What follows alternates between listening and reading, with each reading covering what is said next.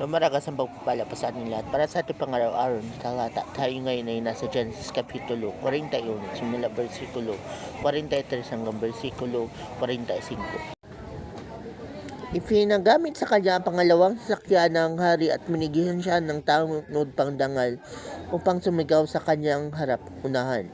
Tabi kayo, sa gayon ipinailalim sa kanya ang pamamahal sa buong Ehipto. Sinabi ng Paraon kay Jose, ako ang Paraon, ikaw ang aking pangalawa. Ngunit kung wala kang paintulot, walang sino man sa Ehipto ang makakagawa ng anuman. Binigyan siya si Jose ng bagong pangalan, Safenat Paneah, at pinakasal sa kanya si Asenat na anak ni Potipera, ang saserdote sa Heliopolis.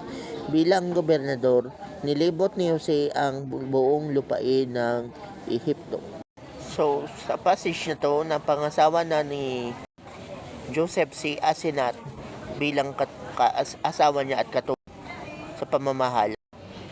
At linibot niya ang Ehipto. Siyempre, para malaman niya kung paano niya pamamahalaan ng kada lugar. Kaya sa mga leader dyan, kailangan din natin maglibot-libot sa ating area of ministry para malaman din natin kung ano ang kanilang kasalukuyang sitwasyon. Katulad ng ginawa ni Joseph.